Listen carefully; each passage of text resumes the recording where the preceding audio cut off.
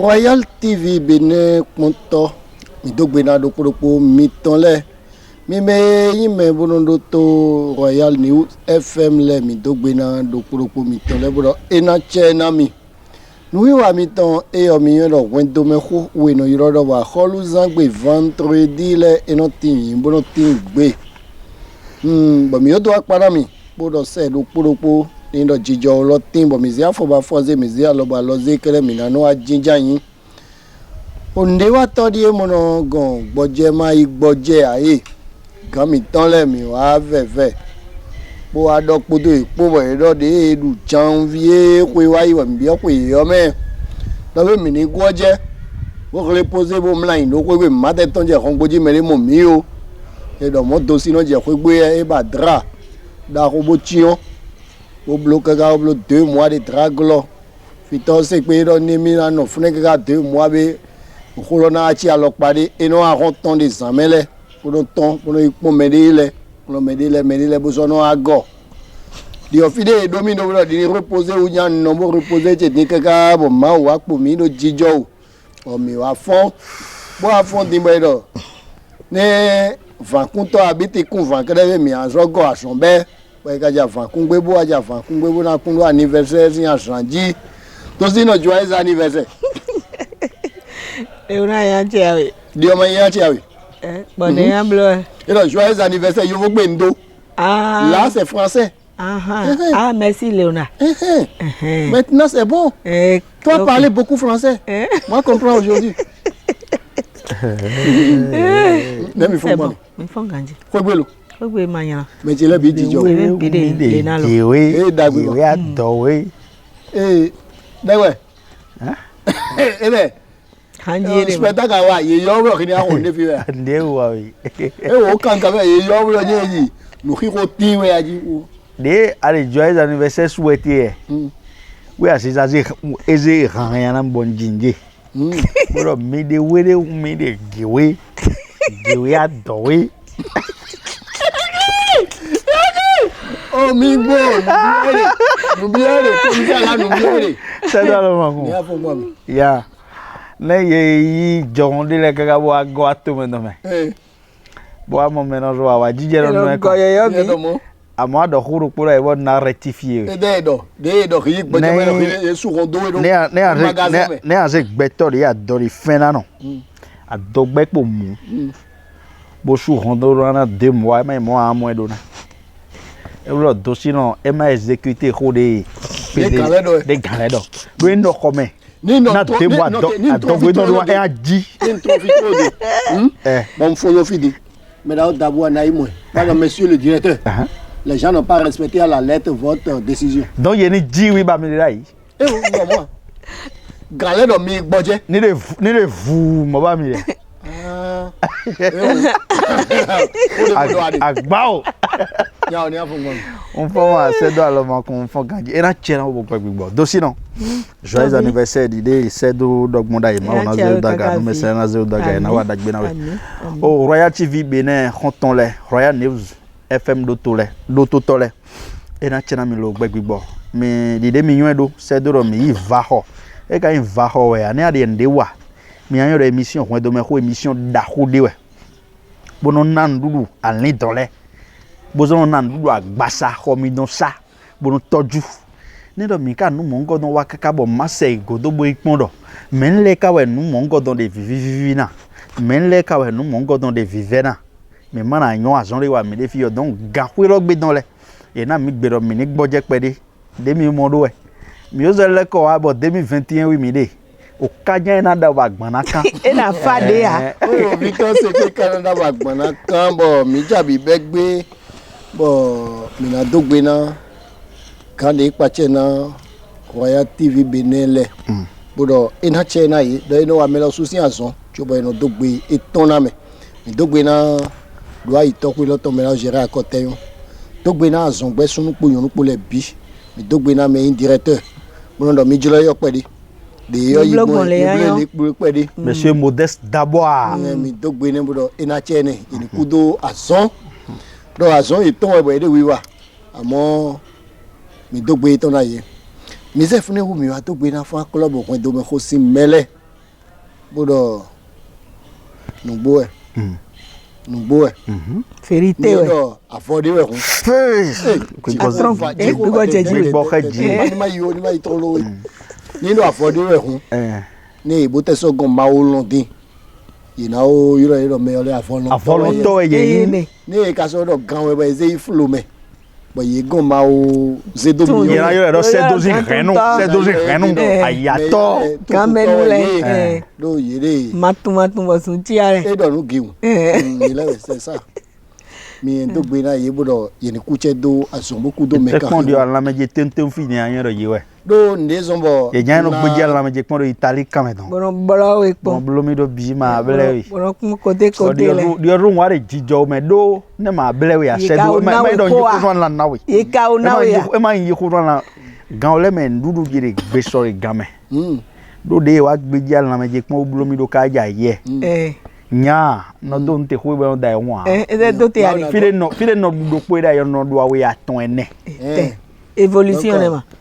ni français au voir dion gourmandise pas de retour mais gourmandise ce n'est pas affaire de manger mais l'autre manger de ko de be du bodu za jire wo gourmandise ni même gourmandise nyon sile ma yo gourmandise ina gourmandise ma gourmandise ne godo mele do poropo de je de godo bo de yi bo to gbe na ye me bureau bo do fan club ko do me ko ton le bo do nde wa ede mi ma so zenu bo do bi na ni mi do mi adobi bo na yiro me yi ko bo na ka me mi na chi me ka bo me le do ha kame ayi o kabi ye ma do ko mi ton we file mi a besoin de nous qu'on fan club ko do me ko mi ayen do Royal TV ouais fan club ko do me ko de Royal TV sin do ayi to le po gan le po o de ko e ton weze bo do ko do na bo do be azun yo de wa mi de na no ko de pe be ayen do fi yo azun ko de yo Royal TV be ne we de fi azun mon koton e yi kaka bo je kaka me bo de dagla me fune na igodo ba eglo na inu ko ba eglo fan club ko do me ko sin mele po do pe to juro dagbe no lepo odi we fe milu na to si ma ton lopo na to o paquet de tolu na to o mise grand o mi yikoyo o tre na to ndo na ka me bi sin ko zan ku do mi ene le do ede gbe do je mi ka ko ton do bo na so ajo ko do me ko lo do aji do je be ni do mi jija yin no mo jan de le jan de ko jakawe ko lo jana ko jakawe amo sonzi gbe wona zanya ore na sonzi yi nde jiade bon lo kan we ka je niveau de mi do fu do keke ko fi pon nde zize we ka je niveau de ni e wa mo nyon ndevo nyon we ne oro no nyon ka boy no yin se me koko de no se kan do ndi ado no mi ade ma do gbe nja di o che ma yin do je no me jaja nyon vi dai no fogun bode nleme hangbele fogun bode nleme hangbele na mi ado e che no ma do gbe so de ko mi de ole ne do si no ye we do be me ye mo me yo do me koko do le ni e chance ma ko baja bonde ko do awe yo na do wa ko do ji gbon ni Royal TV Benin Kontole fan club dagbero poti mo ihun do me ko to that's right ile we do je ji jan e yodin do akwenu sunu we na bolo fi do be do sinu na jijan yin le o mo na ganje nu me bovo medele ka lo tinda igba mu ma fo idon be me ni le ma jero ni mo afo idon ha nde yin bo ayan de na choisi de me amo no ni le bi o blo jan amo jan de me 20 de me ni yodin 20 ye blo me aton le se ko ya de fini ni ma di o de se ko ya gbere o se ko ya Abraham ne do jan don jan yo fi kai avec classé le projet non non sinon ablo continue ma maman ni moi me blo jan mi le na ve na e hun di osun si afora bo ça devient important mi le gberu fi we bla o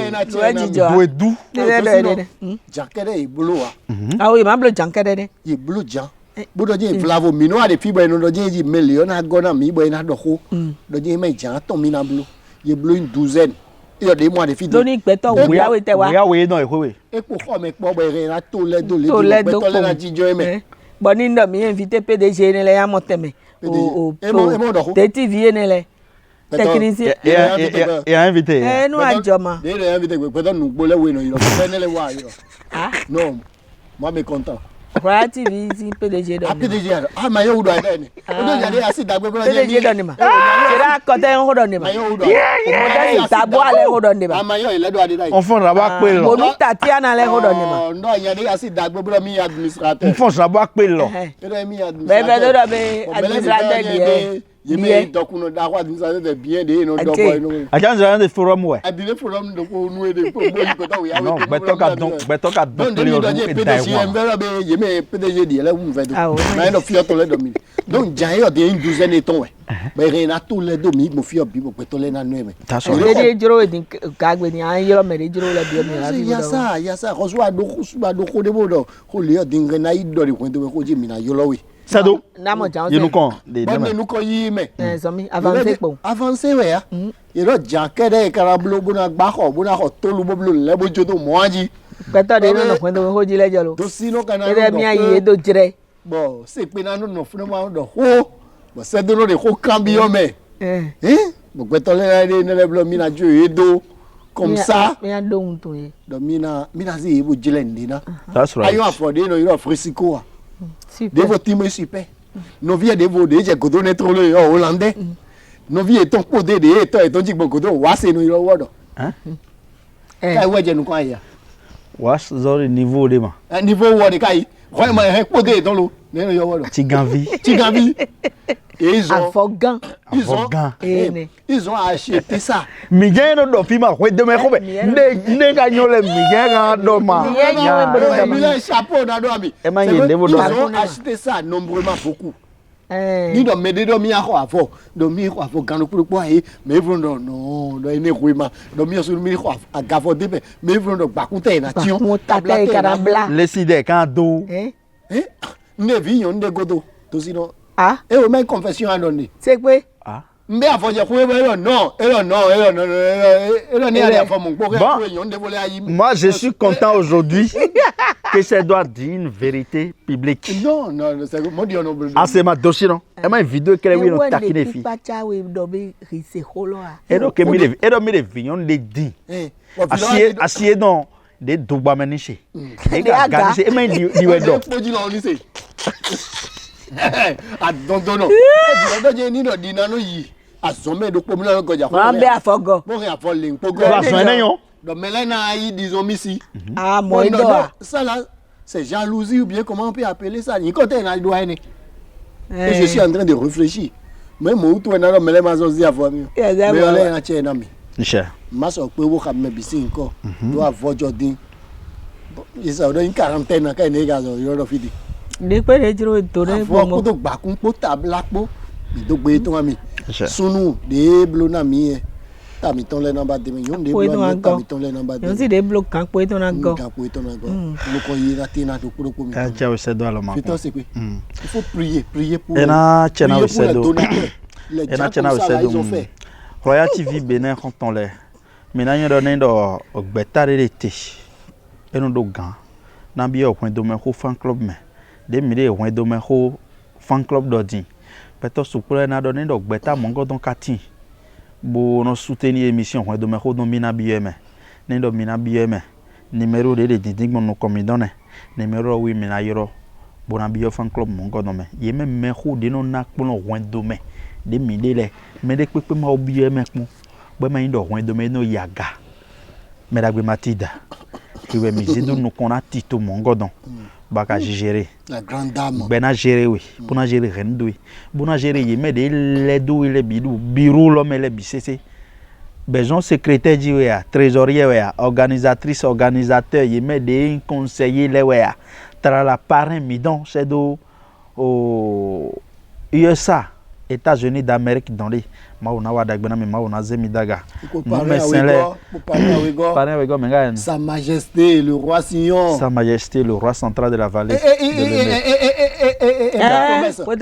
Kabi Sion ade akpelori bata akpelese ah fokpana dende afo ogbakuna deduta Majesté akolo wanpe no aholu dokuno ampere Victor sekpe ngon fibo do kunami bona don do yeme de nyime bono gwalo na no iwa won do me ho don le mi me de no si avodo mi lewe mi me de no do no na ngbon le lewe de mi ka o no kabo adien xosa mi dans les Bénin ena gojo do echido de mission lo chiwaye Bénin to chihui bo mele mi no yuromi mo kangodo de pepe de yuromi abo meze message se do bo ma répondre le meze message se do dossier no be ma ko bo répondre na mele meze message se do be ma ko bo répondre na mele ndezi hundo mi do ndi don lo wa jagba mi do me de mi ka wa din a chokpo ke po na no e kon ena tia we anu dossier no mise yon sisi gbe bodo merci na mele ti ko ni mi na priye jan ya ni mi ade do film je na dondo mele dondo epo merci eyan Royal TV Benin ponton le mi me de no do to mi o su de abode gbe ji a ele mo ja fo so e debo ya va classe bloquer do nya be do ngbo gbe o fe li ko gbe me bo o hojo ho ma de gane adobo se pe do de mi o do e ma wo se bo nu me sen le o su wo se ye ben de ka de pin pon mi ti podo e me de no do to mi le po boka do gambo do be Royal TV Benin lo nu kon je na yi mi me de kwen do me hoji le nu kon jan mi ayi ye o tu le nu kon jan ye ayi me de mo pe ton awe to bo do achona ite zo mo pe ma do achone pe na do acho ado proko mi ton le ma o na do acho ado proko mi ton le se mi ton ta mi ton me do proko de fiole bo mi no fomo no flin mi do dagbeji ma wa flin do proko mi ton le do dagbeji nde mi wale de ma informe ma me de ze dran we no mo so mi na mo so wo bu eton ndo mo ba to sino ina che na mi fan club when do ko si mele so go gbedo mi do po Royal TV Benin ponton le kota de combinano de tesi azanji na dasu na dasi bo mi da mi de bo mi wa de po bo flavo e wa ze ka inka me ze go me de gandie me fune bo zanka wa ku bo papa wa so fe mama bo je mile mino na yi malebu gba hoze. That's right. Mama wa do nyebe ahun je kota do nye papa ni wa bloko di bo papa ele bu kota le bu za do jindeji bo do jamais do nye ko de do clé lo ezon mi de ko me gleme do mi de trop énervé do ko me gleme tra mama do ko di de do ma do gbo do nye mo ehun e ma so yi malebu gba hoze. Fitoze we. Comme ça arrive. C'est donc ela chera menendo huta de ahenwa huda hwe nyonu podo sunu podo na nyedo bezo kaka wa je cheche me fio ndevo efi bezo cheche me kaka wa do ndevo efi vodun le efi nu bada blodo egbo petoro podo ne mi ye egbo petoro aton e bezo agabo je cheche mbo fudo fene bo bezo do ye de fio bo ai do awe gone do ro de vo cheche ro de vo e blo aton o gbede pepe dido de asupa sipo me e ma zombo zanku bo nde chechen re ye bion dudu bo ma nai nendo nu bion dudu ba na avoka agbasa biyo ya vo bo na bo donu le wa je size koji ba ma nai yo iro ba kwepo oh dosino mi asu mi fon ko de jo de clé lo me ko ene dion e jedo tan daudu na wa taido na wa kwepo yan wa yo do ho ma ya inu kon taido na wa na fi de ko fi lo no bo su e do na wa bo e do wa do ko mo nkan ton gbo ko cho bo la pe fafa lo na wa ni ka do ko ene gbo wa enya bi ka je san cheje mo fo mi je mi amlo la pe fafa ça c'est mauvais but aussi no mo no propose allié dans kai bo kan se no le jihan me do mo ani so be ma jihan do mo no na ma gba jage do jage me to bo nu mire ho dokun me da lo e doji ka bo alo fun wa e alo fun wa ta fun wa e na ye na ro ya do kwenu me da lo e do lo de ami pon mire ho do be do ho de bo do ne mi kwa si mi do po de do ho egbe bo do ye manu adodo me na sun enejo ero de menogo ira menozo gon yibo de vivi gbedon se don vodun efi bo vodun ene lo na sin we so bo mi do damire gbere to vodun do mo ero mi do ke asimi no leo na sun ropo amo de mi so alo examen ba ero mo no me ye ma ho dogbo ma yin ne kan hojo ti amo fi olojo yan yiye me bo wa ne hon ya do kan ya yo do si no ho do akaranti e nu bi de gbe me fi ero akaranji wi nekan e ma do mo o Leonard Bonde di do awe ne aujourd'hui là C'est chaud. Non, il faut appeler le nom des Ça va choses. chauffer. Mes amis. Léonard Bonnet doit ouvrir Aliji, ouais, nous pédé de bénéfice. Tiens, nous comprenons. Ndé mi pon de midi là où boyin wa midi là. That's right. Ni ka iba nu to ka bi o wanyin lo me. Yina mo do be o ne de chen ko bo mi de di do ene lo. Wo esun bo wanyin lo. E don me die pla me die. That's right. Lo ni ndo ene joma de me ye mo pe ndo ni Aliji di de ri Leonard de fin de. Na yin wa po mi ko de ti mi an do ko lo po. Gbigbo me bi ere ni bi o gbigbo me lo bo wa. E an ta so gbigbo me. Me fi. Oh, ye do be ye do ko gbe de kle. Bo san ku bo sama nzeza. Sama doza. San doza ma. Òkú ẹgbẹ́ ẹnìjọ òde tè dáyìí tí ó wọ̀ ẹgbẹ́ dé wa do lọ wọ̀ wá bí ìyá ṣe wọ́ ọjọ́ do apáti ni bọ̀ òun mẹ́ẹ̀dẹ́ jì yà ń blógun ọ̀pọ̀ ẹgbẹ́ dé jọ wa yòófó lẹ́nu yọ nídọ̀ èlèmá pẹ̀tì bàtọ̀ dókòlẹ́ òde yìí dè lẹ́gbẹ̀ dáyìí tí ó wọ̀ èlèmá pẹ̀tì bàtọ̀ ẹni wa sàn kílè bọ̀ wá wa èlèmá pẹ̀tì bàtọ̀ tẹ̀ wá yìí. Mi gbẹtọ lẹ́yìn dómi tí wàá rí ya. Tẹ́tẹ́tẹ́tẹ́ yẹ wa bọ̀ à ń ṣe wọ́ọ̀dù kẹ́ ẹni máa gbẹ́dọ̀ dọ̀ bí kóde àtẹ̀mẹ́dá yẹ máa dé nu kàn yìí dé mẹ́ bọ̀ à ń fọ́ de. Kó gbẹdẹ kó de àtẹ̀mẹ́dá yìí lọ. Tonu lọ ìyá yìí malẹ̀ bó gbà kó dé maître. nu jọ nu tán ẹni máa gbẹ́dọ̀ kóde máa wá máa sùn pílà ẹni mà Ici, nu maître. kúrò pọ̀ ẹ̀dì àlìyé tán Ici, maître. bẹ́ẹ̀ mẹ̀dẹ́ gbẹ́ ẹni Sedo. tán ẹ má mọ̀nù kúrò. Sedo. Victor, c'est Jale bon. na mi be ma kan hore no. E o rija ri na khone. Diwe me de ko cambio me de. No ma bionu klende we. ìdọ̀ mi lè nù àbí ọ̀nà ẹni tán mi lè kó akàn bí ọ̀nà ẹni bójú ètò. No Sedo do. Njo to mama go se to. Victor, c'est quoi? O ya toy. Mi do lo sunu. Po yonu po. Ina do ko ka ba lo je t'aime wa lo la gon ko godo. Bo na agbon fidele. O mi do je ko be na agbon donc ka bo na yi pharmacie gétique lo. Amo do ko de le wa yin bo nu kiko. Bo de gbe me to si nu ko po. Gbe ka ro keni come le o mi na do. Bo yi ma de pin to gbe me to. Ba ka do jinji yi na do jinji yi na ku ye do vodu. Ene ma ga gbedo gbe me na epo do a. Ye ma gbedo gbe do ko me gbele ya ma. Ne gbo wo su lo. Nu a onu gunja ne gbo ya do mo. Ye ka gbo mro le do klo ya. Ne mi ma te gbedo ma do de eno jogbon na mi. E do kwa mi. Ne ye ma te gbedo gbe me don. Ne mi bo ko ahun bo fami wa gbo e wa do turu le. Alo fami ma o do be te bi agbon mi je hwe. Zawen se pe ndo hwe pa hwe no te ma do hu de we hwe. Ma do hu de o. Ko te ko lo ma. Bo ya no te bo da do ko kin hwe. E te la da ni. Vodun dodon wa do nu. jẹ́wọ́ Ya vodun gadon ne nu de nu bu. Anu pon du de yan bo khie na do ala de yan. Pero rego. Bo sen. O fungado. Ne o to me bi jobo ni nuwa. Bo jingidi ko bo yin meno so. Nlo de to. Amayan fun. Ne fun yan gbedo yan. Yan. Ni amablo dodo wo do mo ndu bo tun. Bo tun o de awe atan me ye du do pore po ngba e fun chewu. Bo le mejo me blo. En to gan aro ablo turi. Ai minis ablo turi. àyàn fún. Ayan fun do so ni edo ayan. Me ko le do mi ne ka se ne ma. ìfẹ́ dọ̀ jìrẹ̀ yẹ àyàn fún. Ayan fun. yé má dọ̀ Ye ko afun ayan fun. mo ganji fẹ́. Ye ko me ayan fun.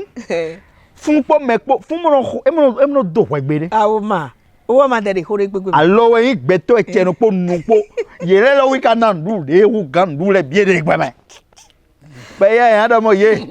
Ye la no to kwa gbe to. Ye n don we gbe nu. Po nu po wa ndo. Yere wi kana ndu bie de. mo kó bá Gbe ka no se ino se nde yin nu bo mi jo agbe fi bo amo le. Ye no se bu no gba fo na do nu glo. Bo ndu de ndu bo ya na do mewe nu. Wo so bo amoro gbeto de yin me. Bo no wa zon ne ganji le mo no poche. Victor, c'est quoi? C'est ko de ya do ka je fun. Fo nu fo me ti di bo yun si an fo da konu. Oroko umilo ogwawi osagbada je oso je Jésù Kristu je akanu bi owe o no mi me mali re aklusu je na mo we o Jésù Nazareth ton bo yo lo neka bo yan je same E ma isame ne. De modo e. Do no ni wa ko na mi ado ko ni. bo de mi ton Bo do e pere bo ko jingiri ka ne gani je ganu. Amero hun e da blo hore. Ne je ko je an le wa vie na do je jo ma. e bo ko di e de mi do lo so fi te ko lo photo E fo ni ai. O egbe ko na be ni ai. c'est do ne do awe ma bloes notement do kwawe ne de ku wi lo do ni ani fine bodo wa ete ne ba biblo a hen ro ke ma do wi ne ya lo filia lo no yasi we le anyo ba he o ka be do ko gbo mo da ron ye mo e ba bla ga ere ma blo mo mi o mo ga nu mo nko de ka wa ya ko ti e ma nu mo ngo khawe ne no jole ma ne wi le pon e wi ba ya ka bu nyo filia no hen mo ba no kale we ba we blo ta we do e ye mo do le àwọn ya do hun e de ahumi àwọn ya do mele ahumi we gbe ko e fo ne ren de ma ja ho do ogbe oh ane to sino mi no se gbe nje ko le o de to yo le nu me bo to sun le nu me ye bo pele do ko lo ma gba ka do ma do ko ni mo sukun to do zomo ko lo ni ma o sukun do ne mo mi ka ya mo lo ji de liji me no je ye hu mi do ba hu mi ma hu mi ni me awu go do Sunday jino be me hu ho de te dai so ho wa be ni ho de wa be ri na do bo an ple kan le bo ya do bo gba ka do ine ma gbe do be ma de ho yi we ni ine ma gbe do be ma le bo gba ho zin we nu ma mo je nu me we no zo mi no ze so mu ho do fata me ma nu ma mo je me zo mi so mu fata fi to se pe o tai ko gbe ton e ho bo ho mo nkan to le jijo bo no vi sunu asi e di afo pa won ne nu ku to be be do yege mo jo ku e fi o to mi ton le to e ton gbo le si to gbo si we nu mo nkan ma jo fi pon do ho mo nkan to ina pele do bo na do lo bo mi le mo do bo no vi plan si e bo bi abo yi me bo ai ku se ma gba su dunya e de frère gba don de ya do c'est trop parti il est parti non mais ma daminozo bona wa yin karate alo bo azindo minozo kaka bo huna je titongi ene on yo voro animosité wenyene aso pasi pono do wegbe beno no la bono yin ma menozo amo kaka bo ejo bo ezindo me ye ma ko zingidi pon gbere bo hun je me bo nekunzi ye ma ka je ye ma zindo nyonu kaka bo agbasa edozun bo hun ton do we no gbere bo do envie donc nde do midi ne do ye wegbe ke flin de ye no do khome dans les oui do midi amon nous zindo me e de ka na zon ka ba na zindo me no jodi o when do me ko ma tolérer nele Royal TV bene ko tole mi do gbe na mi fito se pe na che na we me chele na che na do kuro ko mi ton le nu wa ye when do me ko iro do akolu zangwe vendredi le we no tin gbe gan ni no ko mi no ya gbaji na fa gan lo eku mo mi yo no do si no podo mi po we no agbaji na fa kan te to gamelo ma su po ne we na zan amo ina mo pe vi kleunde bona fenegbe ton zo mo bode de kadara ne e ma no mo do si no chile lo so Leonardo no Royal TV bene ko tole pataki mi me de no do to Royal ni FM le ndo mi bo ando ami po ndo be o hojo ho ma de ga me di de no ndo agbaji na fa mi ton te ton e no adi ami do nyon si de le ni ndo e mo do mi de kwegbe awude do na fe na agbaza meton e mo no fe wu mu ko na agbaza meton bo eso kwede nu e de na ton wona ito home we na do be mi na wule awuna agbaza meton nde ma no yimo rio de yin nyonu kwesi do to ho de nde na do awete di de ya de kwetu egbe so afoso yin ko apo kan de gbe bo azebo gba nde ma yin do be nyonu kwesi ni gba afodo akonu nindo ukome ton agbaza eton un mede ye ni de mimo nindo awulo teyin awu kan trinli kwe fude nde nyon si do naze bo do bo gba afodeji okwe nenu adi nyonu kwesi amo ye gba afodo akonu kabi ye gba afopon bo jo akonu do te bo anole bi file bi de woya bo de wayi ene mayin opon dagbe ene mayin sinsan nyonu kwesi nyonu kwe noton de hwen do lemi ene lono zombo sunsi susu ye dokaka bo ni ndo eglo ye janwe ye bonu je ko ponji video na bio Royal TV bene kontole adi me de no do to mi ganjile dodo be ni ate de kwetu egbe de kan de pepe me de kwe de pepe nu nde mayin do anton so abo eto me wa agbaji de kokolo bo gba fodo to pon kabi e gba fodo akonu pon nyon si do na ba wude bodo bo atri na wude nindo e vivi awe bo yon si awe bo ka yon pon awe janwe bo pe mi do asantian ton pede point do me hosi agbaji fito ase we sedo de li peto de kwe ton gbe bo de kwe ton gbe ba fo yoyo le de agba me afo koko le ile ibe iro kanji e de na ton we na do afo yoyo a ne ko yon na kwe bo to si no do ni sonu là c'est pas bon. Dossier non. Et t'as dit moi ouais badji dona nyon le. Surtout nyon de dona cotiser diolé. Et mayon e version do eno polon de mi vonon de weji. Nendo aso no bori alokpade ji hwan pe jan kan anyo kwebo jan wen nam o do hwa ma kai. Boni awa ku gbe ino jo anan lo do be de gbala ya. We no villa o pe ko ye ja klokpa ni. Mais ndo pe na ma o do.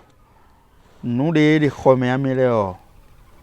Soutien gorge. Awle alama. Ledo adema. Oui. Non. Gbogbo fijan mi Somi. Alors les soutien gorge. Khale alors les gars ma. E monoha. Nyon si do na wuli bo na widi. Buduna ne ten do. Awu de dossier no do we yan do awu kan train de letin boy no do igbeji. Boy no do bono gba ido. Boy gba ido le no do siri define boy no do. Bo jero de. No te ma do Huawei no le bo egbe keze. Do video dans les do. Non, mi do la du gbe ko gbe. Bo je de do ne le yo. Et non de transparent. Bon soutien à ou cantine de letin boy no do soutien bono be anolo do aga. Et quand tu donnes à manger à ton marine à zen do rien siwe, abia zen de e wo ru azia for de ndeje wo kin pon ya mo we. Mi de gbezan. Amoy kan jo menon zodo. Bono gba volé. Bono e dalo si metio ale. Et on je bono sunsun do gogoji. Bono gbi bono di han vuri comme. Tu veux quoi? Et des barres à souvenir bleu oui. Beto taille dit c'est do non le abi dit non le. Je ne viendrai pas chez toi. Parce que Bodouan de Amadou de garder mes jouets. Je suis un empereur moderne. Notamment die Hodoma. Oui, ne dossier non non colonion léo, c'est très important. Nous John we. Boné do ye doto. Boyiza. Et na ren dagbe wa na ren. Ye no moro mi de come. Boy no gba voler o jour vous. Boy e non noa, e non a voler non noa we de len. Bon ye ya do ko saboa. Nya nde choix de khodo men. De a de khodo men blodo we. Oui, à souhait na moro que cuisine moderne de wale pour cette femme de non blomi do moi. Mi manu ajo do boyan floaka. Mi manu ajo do boyan zanake. De ano yimi gbo eron vivi nu mi. E ma yin zanji kedene.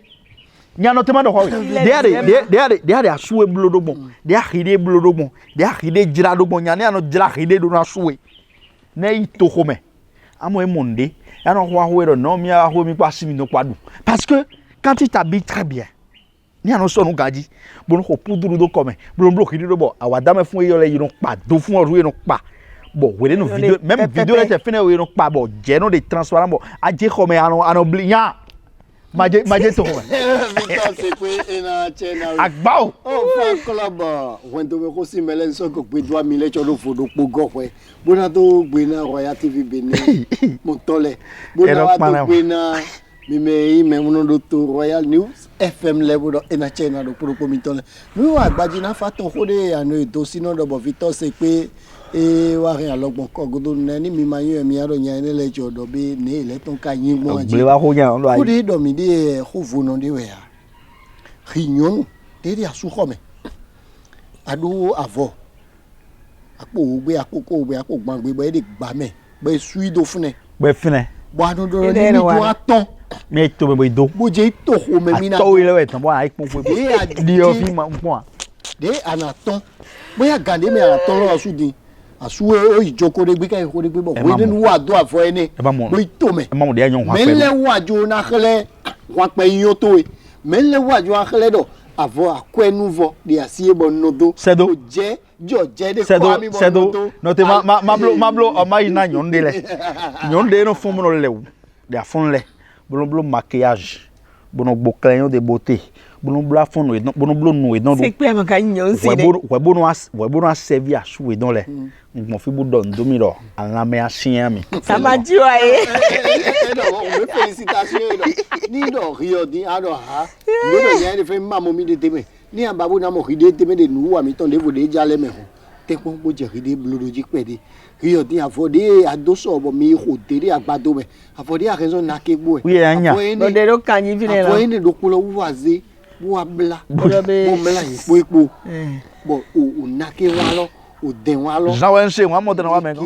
We tenu dodo ni ti mo aro je be oyen ni de ton e wo e ne da ne ma wo e blo bo lo ne do ne blo ne lo e so mo de ton yi magbote rio su lo tepo o di o wa lo to ipere afo pada gbede asiwe ko je de asiwe alogan de asiwe avo ndagbede de asiwe o mana do de kwegbe amana so bo kle asuwe de gande le me ya ah ya yen ni yo de akuli bloku ko ni mo mo e yeke egbede mo podo mo bo ko de nu odo titon le o tan chele ko tai chele ko na fi chele ko je bible mejo me ai ai ko na do na de asobo idon e menu a kle doje mi mo mi anyo ye utun dawe ya me de po de wa anyo pona bo ho me na fanawe se do e bo ho me na fanawe we asuwe ni no akanyo pon bo block de do na asuwe ana modo ana de nukun etozon nde de sise de wolomelewu no wa kwendo me khoto ndezo nya bo misero te ndo jane agbaji na fate to fide mi na zon do filo je mi de ne era chena do pro mi to Royal TV bene pontole mi dogbe na do pro mi to le News FM Royal do to to le mi ka ko yona mi so le go ena chena mi no wa yo kwendo me kho we no irodo akolu zangwe vendredi le we mi no ajije yi to sino we no irodo boy no de disi lo che me Victor se pe wono che ami yo lo me sino do ma de atunsi ba sin fi jiji do bo de sin so le sin si do bi ade holo kan play dosi ba si ovijiji we be wa da sin su le bo wa ji e koko de don bi de wa ji e koko le godo e wa yi mama de l'empereur Victor se pe wo yin koko but me yin koko no le bi wa huzu no eto comme ça moto enu donjo e àpò ẹ pè mí ẹlẹ́ wà ní ẹnu ǹdẹ́ wọ́n wá mi ṣọ́ wa ẹlẹ́ wà. mílẹ́kọ̀ọ́sán ọ̀hún ẹ̀dẹ̀ mẹ́ kó jí mílẹ́kọ̀ọ́sán òun ló jí ọ. mílẹ́kọ̀ọ́sán àgbàjì lọ́pàá jí mẹ́tìlẹ́ gbó lẹ́kọ̀ọ́ bí ọ̀nà wà mí tán mẹ́bọ́nádé tó nù kàn ó tàdé kan mi dédé té sí àzànjí ẹ yòó sì ipò tó sún sípò asúpò sípò ẹ̀mí ǹdẹ́lẹ́jọ kílé lọ́mẹ ǹdẹ́lẹ́jọ sẹ̀dé wáyé mẹ́ ǹdẹ́lẹ́jọ súndé wáyé mẹ́ wọ́n gbélé de yòó sí wọ́n mi dé sún sí wọ́n mẹ́ ònyàlẹ́ ká gọ̀tí bó wáyé lẹ̀ ó bó kó talẹ̀ bọ́dọ̀ jẹ́ mílẹ̀ mina do mẹ́nà wẹ̀ ònyẹ́ ní wọ́n mi gbélé de yẹ́rẹ́ wọ́n mi bọ̀ nyà de yẹ́ mìlá yẹn tó bẹ́ alẹ́ tán wọlé da sáwọ́ pàánù kan àdó lọ́dán ònyẹ́ ní wáyé kò pọ́ bó fún pàfẹ́ kò sanji bí bó wá de fẹ́ kúlógbò nígbé dẹ̀ yàn lọ́dọ̀ non jamais de famille ma wá bọ̀ mi ó dọ̀ ní jọ́dá ìgbò tó sínú kólọ́ ní famille mi ká ọdọ̀ náà yé kódé nù wọ́n gbé lọ́jọ́ ní kódé nù wọ́n gbé lọ́jọ́ yìí ó dọ̀ famille bẹ̀ lọ́yọ́ yó mi náà yìí kó gbé gbóná yìí dògbé náà pé dútọ́ gbóná dògbé náà tán ìga kpótó ònàfi diẹ kpó òmì náà jíjẹ́ yìí bọ́ àdọ̀ bọ̀ programme yìí náà jíjẹ́ yìí bọ́ àdọ̀ tó ń wọlé àlè bọ̀ mi ká sọ wájẹ sàn fẹ́ mo sọ wájẹ fẹ́ pẹ́lá mi léjì ça c'est injobable. C'est injobable, c'est pas bon. Ndagwe moi. Mais mi do kuna ba ere kan mi do wole lo.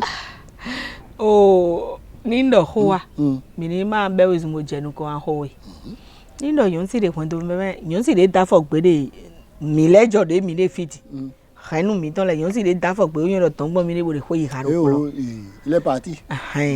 Oh, boy ma ndo do be bodewe ye modesi ndewe modesi boy pacha boy do ahen le bohen ni te modesi boy pacha no pacha mema e ma ndo do be ye omodo ye ojodi bo le we boy re na wa nu le bo na blo nu le ya e te utu we e ma nde ndudu toton e ma na gbe meno ye am blo ni ma bo an gbe de te fine chururu wan de tekpon ko yoyo de ja ko de hen le na he wa ye na blo ni bo an de tekpon ko lo e ma zono de mi o blo ni de mi o de dai mi o goje mo bo aya jije ye ohun nde wa e ma yin mo ye ta de die lo blo po awuya po nu bi po dide no gbon da ye ayi ka meton kan fo de tebe an do be ho de jabo mi ado e tewe de ho e ton bo idu acha mo nko mi amo nu kurun je mi fito se pe mi me yin vodun hun wa to le vodun hun le mi no do je ni do ho de tin oye kendo kholoji we ma wa do kholo bo gbakado bo yun do khole yo file ifodo an le tiban yo fio bo no afan vile de so bo mi ka yun le bi bo le bi de te fune bo khodi de do je ha na we yo o je yiki bi ka so aje zan to nu an bo me an we le wa no ton bo aje male yi bo de ahozen gbatin bo de sin kiyame bo bebe o shushu o tonton il est beau, il est bon, mais il va dire nous doit ça tiens. Oh, c'est do ena chena bo gbagbibo. Na gbon fi hori adon de khoda howe. Bo do kuro mi dole na hun to bona doto. Vodun hun sen tore na hun to bona doto. Fio de no done. Etewe fio. Ndede khomena no boy ma jodo. Ndede khomena to boy ma jodo. We fio men lewi fio kano ya wole. Fio vide ye jizo adogumele fio no ya wanwe. E mo zo no wanwe menevo. Nena wa no kemere wa hetokpo nokpo azome mana yi nukan vi de jizun adogumele de tokle abi nokle boji lewe fio no wa no he eteka fio lo yin e nde fio lo yin me de gbe mase ye wa no he meno zo be kan do khume we fio we pa si de adadu khome yo zu pa le yo de yin huno ne ado wan na fio ma wa nde khodoisa ne anyo do mi no zaji alumino aliji bodo khona nyonde de asiko de me bodo wanyina de mi do nepo bode hungba kun mi no bode dai fio ma janu wa gbere khodo isa ida tu fio ma wa nu ne do mi ple de zame bo yi male bo igba rosin vivide semide ndele wi mi jodo do ne do nyon lo wa nu khawe ba han do ko me gangan ne kundu ma jasin jingbe kaka wa do mi ado mo ne do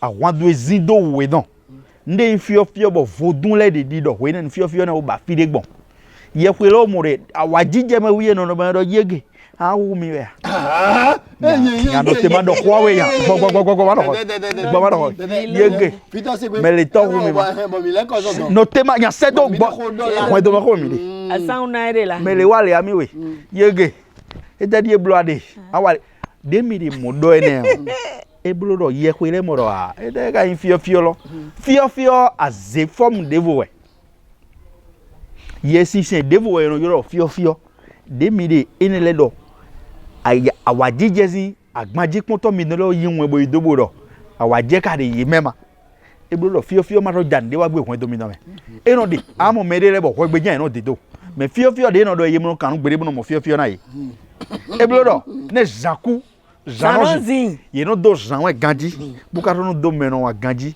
be nagbon fibo na do na do puru mi no ledo awuno wi anya nde wi anya wegbe dido e ma jombo vodun le do vodun ye gon machin o do si no nde asuye wa kheme nkozi bongo do anoi ngazo do atoy tanje osi bo din wa je same dibo nune nugunja ne wa gba to bo ade fe pela wuye no e ma wa bo mi odo ko di egbo nga igbe na ni onu pe si edo mo gbogbo bo le kuto Léonard donne dans nous kuto gbe awu de le volet on doit vous dans le temps perdu de se rattraper et ne jo ye dute atro ko na jo kodo ma do ko di ado ere nu kuto gbe awu de di o e mo nche bodo enyo ami di o e wa mo mi bodo ami do be blo le ba diga don do ami do adiwezon de lo de si so mi do kwe lonu e we so ndo si hondo bon ga do ayo mi do lo fa ka vo amo mi de fa lo fa mi jodo wa o le problem ma wa ite ya wa nu ajodo ni eyi do we se do ko ji do ko do mi ro are we ne nu to yi do ye ma se do na mo fi bo do asum valore ye me de gbeto bo do adogbo do nya de wa gan egberopo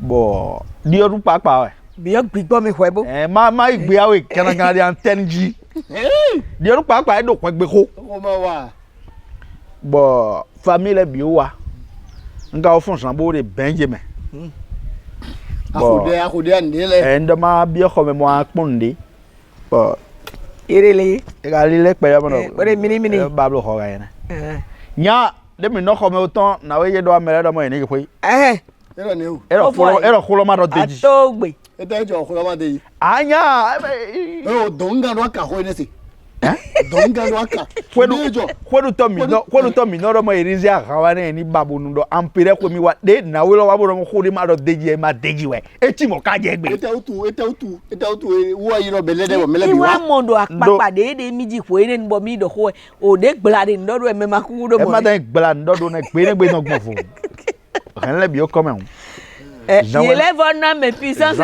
ces deux colonnes bojo bien donné ya koje mla mais là wa bo yo mla ka bio run wa de haut niveau nga de haut niveau no do haut niveau c'est na do beto je beto Era tia ani do sino ni poko mi to dimbo. Migbo.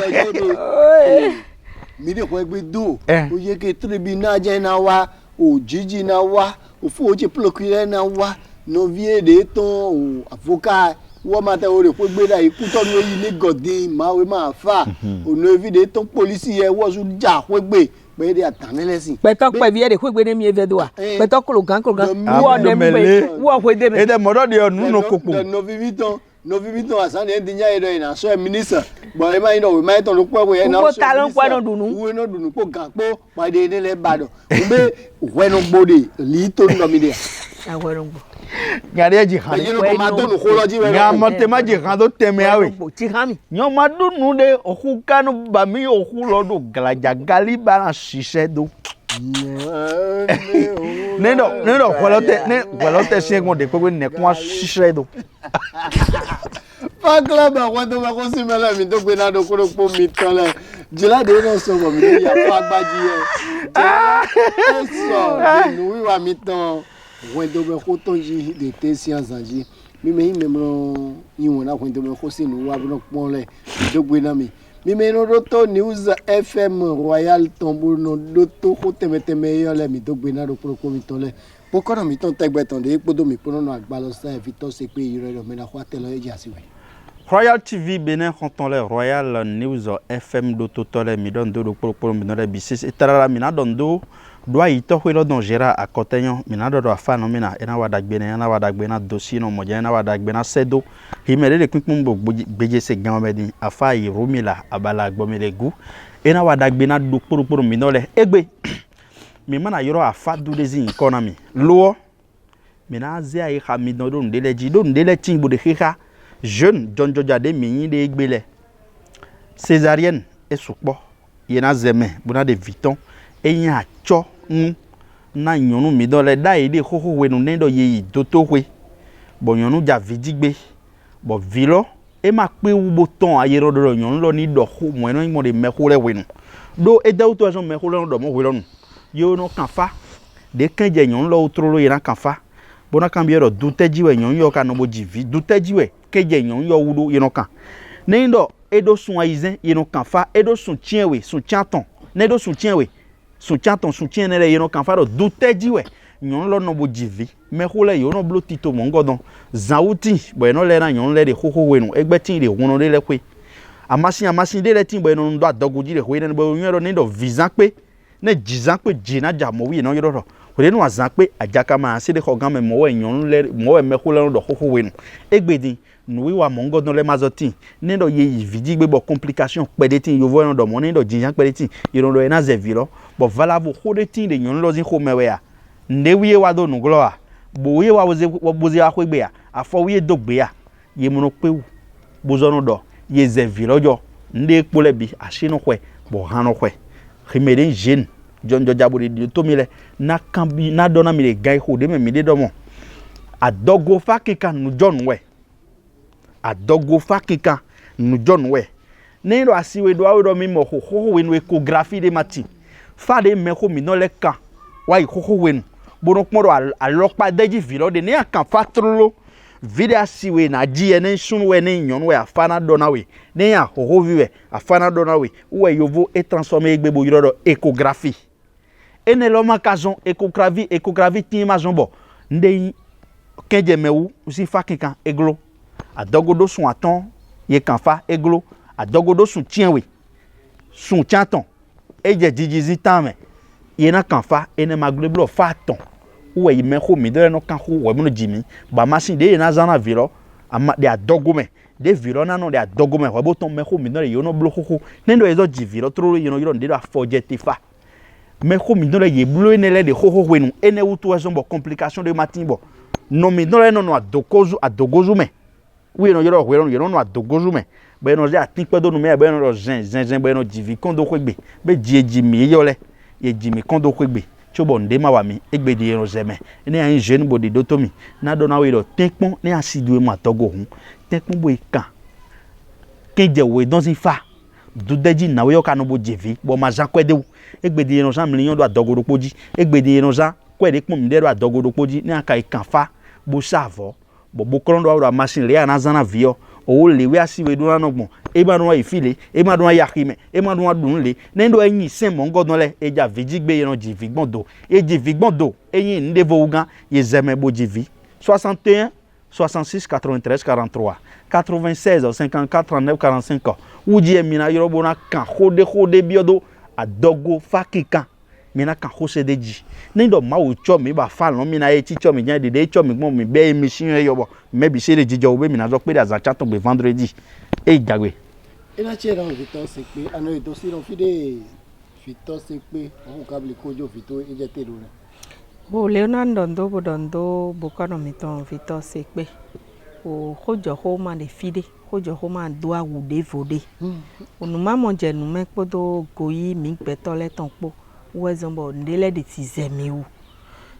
tizemiu gbon alopate amo hode bokano miton ti me kakara ija idia nugboda ilo ete no yin ecography bo e wa de didote di bo ene wen achonu bo eno yin achonu bo eno dodo be na ipon o eblo sun awe na ipon eblo sun atan na ipon bo eno de pinpon bo fi lo lesun photo bo eno de dide bo no de pinpon de home nugbo e nindo minyo dodo be pede me mi de teti o didio nukon yi numo je nume nudo bi bade vole wa gona gbelo po nunde mi le minyo epo bono tede ji tewe bono dodo be mewi gbaji mi de e ma je do mi ni yi numa dinde bo won nunde yi numi ton le o atede nde baboze wa mi le o de di ogon numa dinde we bo akana wa zene bo kana won ji nde yi to e osu pa o yedo aro ni edo afopade edo kan si eno sin kan lo bo yo modo yo de wa din lo eno do epo ndo mo e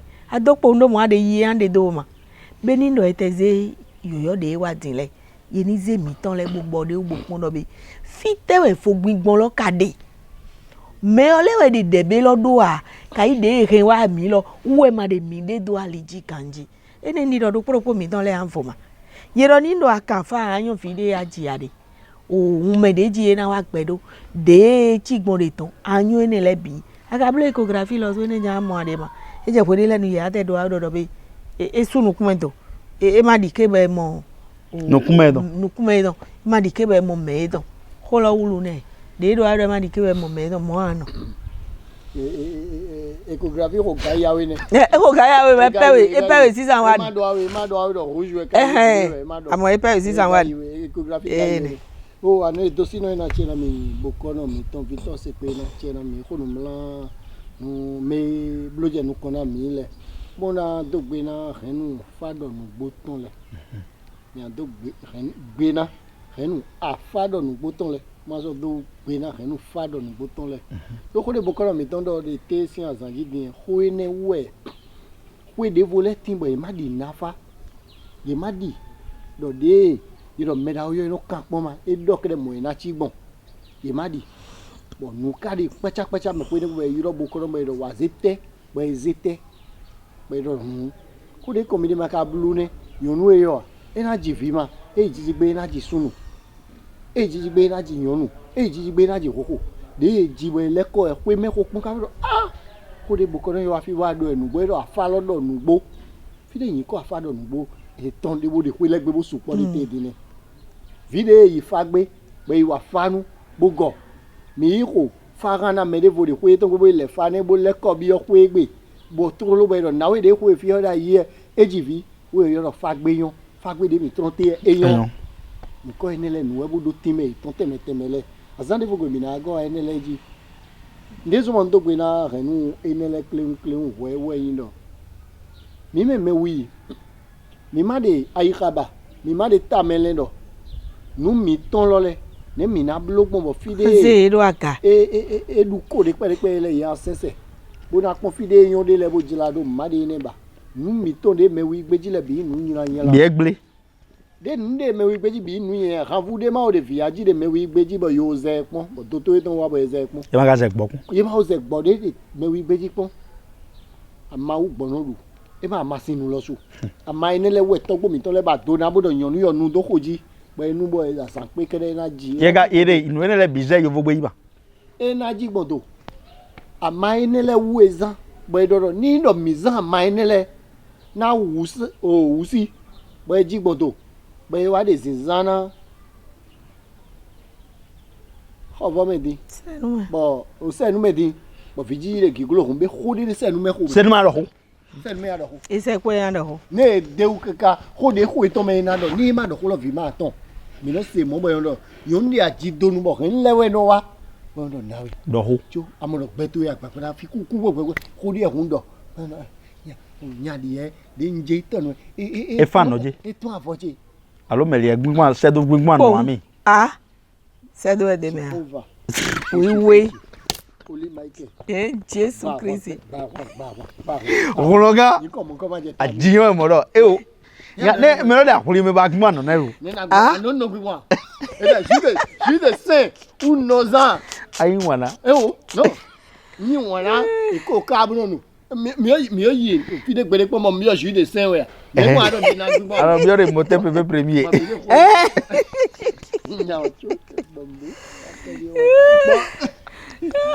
Royal TV bene motole news FM de totole. Ne mi na bi o mi po won yin do. Inu jote di mo yon no da fo gbere ku legbe.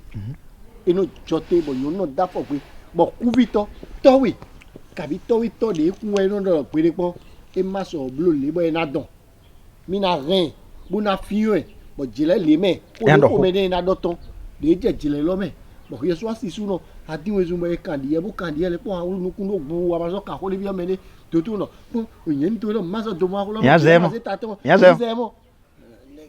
ne gamlo Yenize. Ba o teblo bo nya de no ka di fi wa ida yi ga ko ko le mi do gbe ya yi to gbe ya gan yo le bo do cesarienne do gratuit ni ado le pipo le po bo mo mo po mo be ni nu ano mla yin po e pe to am ko bo lo yin mi le do mi ma di do pon ji fi gbo to do yo wulu nu wa do mo ji fi no gbo to do lo wo yo mi alimi to makuro c'est bien c'est sedo nagmo ye kan mo abi on do po to gan talent do mo yeni je veji gon doji se jare lo e bloqué no bi non e cas exceptionnel le de amo nyonu ndi a wa keka bo ye na we a machine bo na we ndi gbe fi bi bo do to pon bo mo mo call do normal ele e jawa fi ma na bo we le no e je fi ten we call na fa mi ya a do ho ho me ma do ina bi o me yin kwito le mi me yin kwito de me wito me fiole budo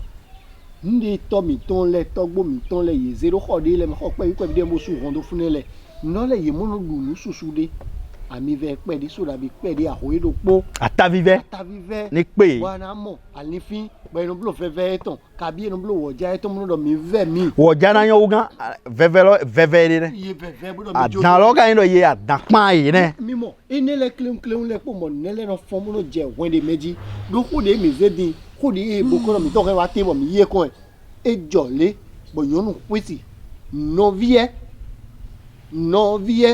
no ko me vi wo yi te ton di gbe no vie mo lo ti e ton be ka le ko na asuo o te se le ma lo je we ye re bo gun gbon gan du bo be me bi mi mo le be di do be no ma blo be je to to pe bo nu de le ko gbe le gla bo do gbe de pon fi ne kun na gbon do ina do ko jan we do to do be no be Jehovah wa Jésus Christ wa ne na do je yun na do ko bo ma le me ku do lo mi to ko mi o le fi ji din ma po do ni do ti mo la mu pon no po we jan mi no ho et tracé na we bo eze fi ton bo na we e mo gbigbo gudolo 41 jours après oh ko da vodun da we e je tin ton le sun ze meji nye do bo je le bloji nye vodun ye kwe nde ko gbe le die mo yin ma ni do mi ku yo yi ira wa da gbe na mi me le tinja bo no ali e to ma klu ni e wale ale woni yo po de 12 ans le vidi ai nde wale bo cesarien jana yin e ro ale woni mo bassin petit ko vo jane ko vo ene bassin petit ai mo ko me se we do amo ni do ai egbe ne bablo we ni do awulu mi wa bo me de pe ma te monter mo to zero bo eze fi no ko me o fi gan ko su gan ni do se gbe nde mo no do fagbaji te ton film na do fi lo je ko pe ase do nya ko pe ase do nu me de Royal TV Benin Kontole News FM Royal do Totole mi dogbe na do propo mi ton le nu wa ko do me ko ton wo irodo jele de na mi en jele lo e wa vivo nu Victor se pe mi dogbe na kilo ko ma janu chanu le bi pata te ka blo asan de do vode do ana yin no sunde no irodo afin lo sun me di ele irodo do yo go no février ou me mide o sun e yo me o yeji e me ko le gato de waji akulu no Jesus Christ wo yeji non il doit y ne va fiavi bah tout si va si point domaine bon il quand étant les sous de ewayi mo se sous mele il va do encore de vous ne chan ben anniversaire il va do encore de Romeos tosino de bon mais de là c'est sous mele il encore oui de va se de ko ko va uzu tosino ben anniversaire ton doué to joyeux anniversaire ni alors tu connais les dai ngoji hana dosino waima o nuka ek mado numa do kwami aga do mois de février me dosino ruji sekpema bon ene e wai les enfants de février o wai yere bon nagbon fibo na audo anniversaire oya ngoduwa ido ahol ni audo anniversaire Royal TV Masia non na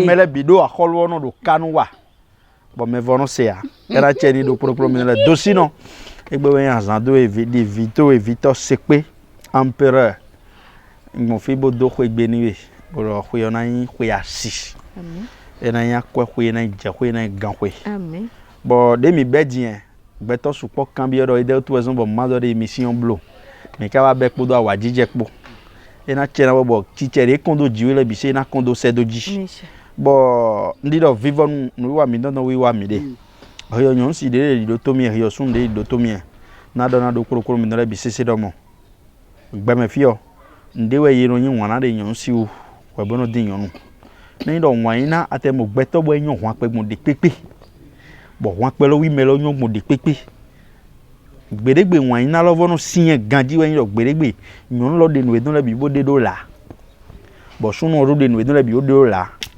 bo ye kwa kon menon jo bo fa bo wuli ren ro godo le bo pon lo ne bo ren alo ji bo ren wa do bo pon ne gade do po ne we awe go yin do mo e an gado game no mlemle an bi onu bi bo fide yin wan yin ro wan yin na lo e ro do re ne me dire no fom no ro we e je do ami ça veut dire que nous kumi do ma blo shu anyanya we gbe de pepe de mi na di do e mi zo de nde pepe blo e na juru mi do mo mi tenpon ne nde chenchen menu le o eni mo nu bodu o e na wa dagbe na do koroko mi no le ya jan chanton pe ina chena we Victor sekpe anu idosino jile de na mi jile lo evo bo maso do kini do ko gbe na khide na do ko no ko de mi do e no si de bole no do kolan bo no wa do o jin 5 poteji bo no abla for die mo do yin ibi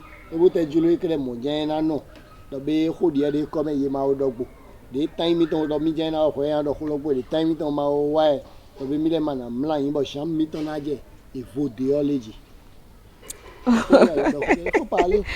oh Leonardo ndo Victor se pe boka dondo ye mede no pon mi le bi aji mede no do to mi le pataki wa dondo mede yin se da ito o pe oton bodo onu kan to de bodo we ton bode di dodo le o le we am blog mo na yan bodo propo mi ton le mi ka fon bode tonu se akwe lo dondo mi mebe boka gbon fi obo ade di dodo be ho de ado e no jo nu gbo do e de kun do le me fi din bo ni ndo e do ya ho mate wa osu ayan si no te mo dodo be cho mi le mi amla yin bo pe duru ho antin di mi agbe change le o mi agbe inu season le o mi agbe blogun le etin de kun do le me di o kana dodo be nu ma mo je nu me we de kunkun mi je aliye nenu do de mi le pe lodun do ko do ro pe lo ma so de ko do do mo ho de do e ma kun pla nde yin nu kun di do mi me awe le ton bo mi je po do nde to nu boy no do ene wo inu kun di do mi ton de egbo ado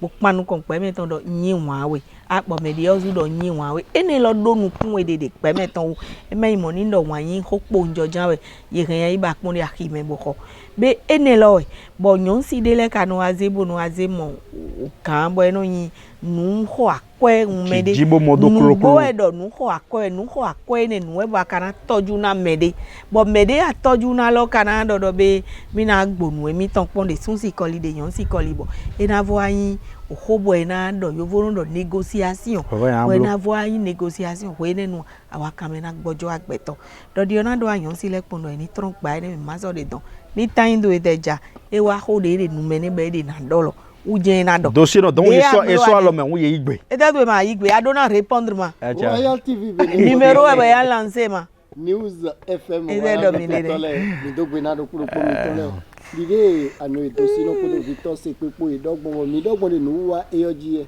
weyin do ko di ye ma odogbo ko de mi do kle da ye ko le yo ini jo ko fo de àmọ́ àsopọ̀ àsìpòkò wọ́n di tọ́ wípé ògiri dán étájì lè dán tí ó bá jó tó bá ti parun kọ̀ mí fi yọ káyà àti sẹ̀ kọ̀ mí fi yọ ndé zọ́mọ̀ wa ti fi yọ lọ wẹ́yìn dọ̀ ní dọ̀ gàdé lẹ́wà kíkó kẹ́rẹ́ ìdúnadọ̀ àsopọ̀ àsìpòkò ìdúnadọ̀ mẹ́nà wẹ̀ ní dọ̀ máa tẹ́ gbọ́dọ̀ jẹ́ àwa ńlẹ̀ kẹ́mi òní lè dé ọkùnrin tán bọ̀kú dé nu yé dọ̀ jẹ́ yé náà yìí malẹ̀ bó náà gbà kó sẹ́ kó dé nu wú àná abẹ́ kó ṣùṣù bọ̀ ya ko kole o asande ni ton o ko le pa ko sunu ma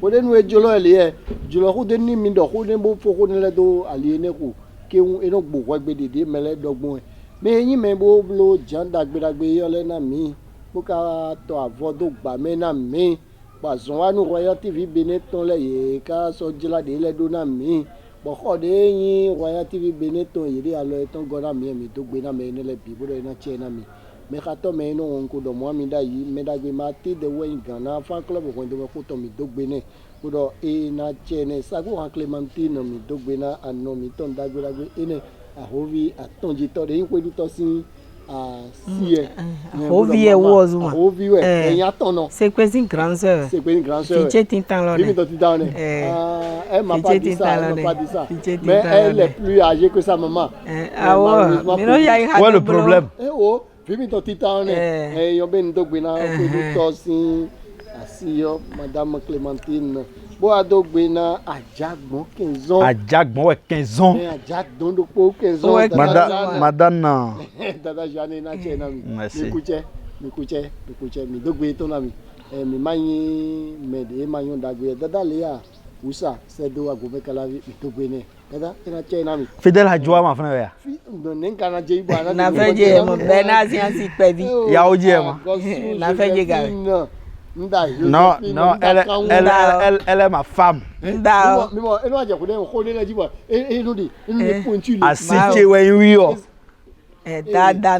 C'est confirmé.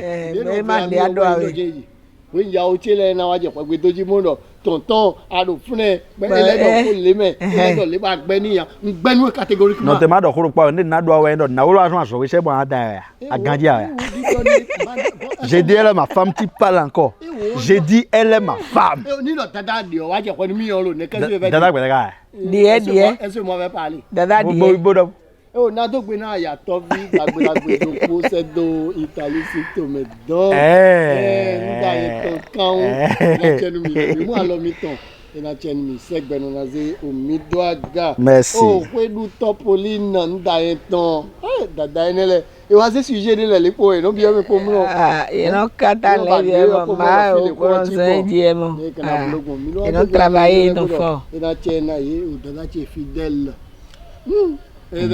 ajwa oh Bernard ya sikpe vilo adona cdj do pe vilo mi ado Bernard ya si bo mama do pe vilo non c'est mon grand frère il est 2 ans de prison Bernard ya si ba grand frère ya sikpe vilo 2 ans de prison voilà gratuit boamblo mi be me bo de fan club ko de ko di le secrétaire fan club ko de ko to mi to gbe na o ta wo kuche ko do ason ino wa me lo si ason bo ino to gbe to na me nda ko don ko bi ko lo fi bo ino lo gbogbo nchare le blow e ino ko bo ino ko de na do je be me le kwa bo fa we do ko ina yi sommes dedans comme ça. Aidez wa c'est. Mlala. Mi dogbena me na ko Modeste Daboua. Monsieur le directeur. Mi do respect ma. Bravo mi. Mesiga. Dogbena PDG. Data Tiana. Pece sode me. Tati. Ni ado PDG ado pece sode me. Sunu ahwa gan. Sunu ma ahwa bokunu. Konu. Ce qui est mauvais. Ahwa no vi mo panu. Mbone mi ado we na. Waya TV venait content la file mi na do te to ti lo uje mi ne mi me ime bo no ba vi no kwenu lo godo don bo don yele bo don ko gbele chado de ka je gan yo mi dogbena mi. Àmọ́ de mi yo be din be jam mi be asan ti an tan gbe po ma o kokon po mi na so mo mi de ale kan mi kan le file mi no zi ne clé mo Royal TV lo mi le fine zi ko lu zan ko vendredi le ko do me ko si mi wa e na tin no tin gbe